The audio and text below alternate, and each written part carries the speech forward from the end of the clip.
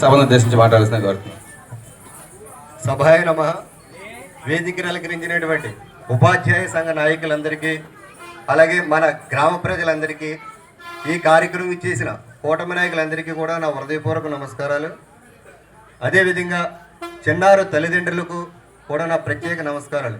ఎందుకంటే వారిని ఈ ఉన్నత స్థితిలో, ఈ ఉన్నత స్థాయిలో నిలబెట్టిన తల్లిదండ్రులు కూడా ఎంతో గొప్పవారు. ఈ కార్యక్రమానికి ఇచ్చేసిన వారికి కూడా నా ప్రత్యేక అభినందనలు. అలాగే ఈ రోజున మన చేబ్రోలు గ్రామంలో ఉపాధ్యాయులు 8 మంది సాధించారంటే ఎంతో గర్వకారణంగా ఉంది.